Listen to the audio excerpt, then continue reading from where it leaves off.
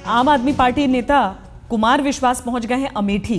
राहुल गांधी को शिकस्त देने की उम्मीद से वो अमेठी में अब रैली करेंगे। कुमार विश्वास क्या अमेठी में कर पाएंगे कमाल?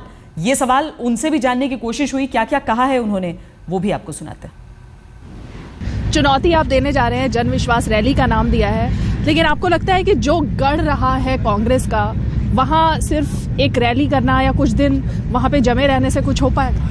नहीं, देखिए, गढ़ ठिकाने महल ये तो 47 में खत्म हो गए। उसके बाद थोड़ा बहुत पैसा देने का रिवाज हम लोगों ने चलाया था। वो श्रीमती इंदिरा गांधी जी जो देश की महत्वपूर्ण नेता थी, उन्होंने प्रीवी पर्स में खत्म कर दिया। तो मुझे तो सूचना है नहीं कि गढ़ किले कहाँ हैं। और अब जो नई राजनीति आ रही है उसमें गढ़ और किले बहुत ढह रहे हैं, विचारों के भी ढह रहे हैं और इस तरह के जो बना लिए हैं। ये तो फ्यूडल मामला है ना, जमींदारी है कि आपका गढ़ हो गया और यहाँ आपने कुछ ठेकेदार कर दिए जिनको आप पेट्रोल पंप दे देते हैं, गैस एजेंसी दे देते हैं, वो 5-5 हज़ार वोट बैंक आपका तैयार रखते हैं। और अमेठी जहाँ की तहाँ है। इसी वंशवाद के खिलाफ तो चुनौती है। जब प्रधानमंत्री ये कहते हैं कि मैं राहुल गांधी को प्रधानमंत्री बनाने के लिए तैयार हूँ, मैं कुर्सी छोड़ दूंगा, तो वो देश के 65% उन युवाओं का अपमान करते हैं जो अपनी प्रतिभा, क्षमता और श्रम की बदौलत कहीं पर पहुंचे हैं। सबके नाम के पीछे गांधी नहीं जुड़ा हुआ है, सब अपनी क्षमता से पहुंचे हैं लोग बाग। लेकिन आपका वहां नारा क्या होगा? क्योंकि कांग्रेस भी अभी से आपके स्वागत में वहां पर उन्होंने पोस्टर लगा दिए और कहा है कि आम आदमी पार्टी देशद्रोही पार्टी है। अब पता नहीं हमने कौन सा देशद्रोह करा और कांग्रेस ने कौन सा देश पर महान उपकार करा, है तो देश तय करेगा। नारा जो साथियों ने, अमेठी के साथियों ने चुना है, अमेठी के कार्यकर्ताओं ने चुना है, वो है बदलेगी अमेठी, बदलेगा देश। क्योंकि अगर अमेठी बदलेगी, अगर अमेठी वंशवाद से बाहर आएगी, तो पूरे देश को मैसेज जाएगा कि किसी एक घर में पैदा होने के कारण आपको भारत भाग्य विधाता नहीं माना जा सकता। आपको मेहनत करनी पड़ेगी। अगर आप 10 साल संसद में रहे और आपने एक सवाल नहीं उठाया, आप कैसी क्लास में पढ़े कि आपने क्वेश्चन ही नहीं पूछा, आप किताब ही लेकर नहीं गए, आपकी न्यूनतम प्रेजेंस नहीं, जो 77% का मानक है औसत लोकसभा में, उससे भी आप बहुत नीचे रहे, 45% पे रहे, तो अमेठी ये सवाल तो पूछेगी कि गुड़िया के समय, दामिनी के समय, कोयले के समय, ए राजा के समय, कलमाडी के समय, कॉमनवेल्थ के समय आप कहाँ थे? तो अमेठी को पता चलेगा कि देश जब जब पेन में था, हमारा सांसद स्पेन में था। इसके खिलाफ अमेठी जनादेश देगी और शायद देश भर में बात जाएगी।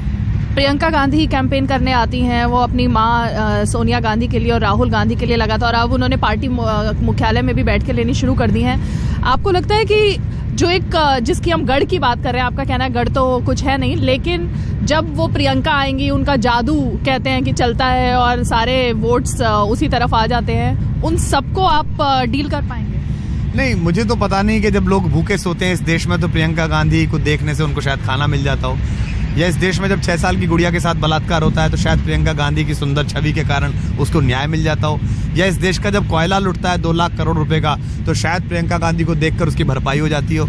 तो प्रियंका जी हमारी भी बहन है, वो आएंगी तो हम भी उनसे कहेंगे कि हम भी आपके काबिल भाई हैं, हमने भी लाठियाँ खाई हैं, हम भी आंदोलन करने वाले हैं, हम भी जेल में गए हैं। अभी तक आपने जिन भाई साहब का आशीर्वाद दिया उन्होंने तो एक सवाल नहीं पूछा, वो तो दिखाई नहीं दिए, उन्होंने तो कागज फाड़ा है, 2-4 बार हाथ चढ़ाए हैं। तो अब जरा हमारे लिए भी कह दीजिए। नहीं कहेंगे तो लोग समझ जाएंगे। अभी ये बात चली गई है कि महारानी गुजरी तो राजा जीत गए। ये पिछले साल भी मैंने देखा था, प्रियंका जी गई थी, हमारे जो आदरणीय राष्ट्रीय दामाद हैं रॉबर्ट वाड्रा जी गुड़गांव वाले, वो भी गए थे, छोटे छोटे बच्चे भी गए थे। हालांकि बाल श्रम इस देश में अपराध है, लेकिन उन लोगों से भी हाथ हिलवाया गया था, वो भी वोट मांग रहे थे हाथ जोड़ के। ये कब तक चलेगा? बड़ा हो गया देश, मैच्योर हो गया, चीजें समझने लगा, इससे संकेत जाएगा अमेठी से। और अमेठी यही संकेत देना चाहती है कि गुरूर में मत रहिए। किसी खानदान विशेष में पैदा हुए तो ये नहीं चलेगा कि आप 5000 कमांडो के बीच में आए, हाथ हिलाए चले गए, क्योंकि मैं तो लौटने वाला नहीं हूँ। मैं तो मई में जब चुनाव होगा तभी एक बार दिल्ली में दस्तक देने के लिए आऊंगा, अगर अमेठी मुझे लोकसभा भेजेगी, उनके सवाल इकट्ठे करके वहाँ का मैनिफेस्टो बना के। मैं तो वहीं रहने वाला हूँ।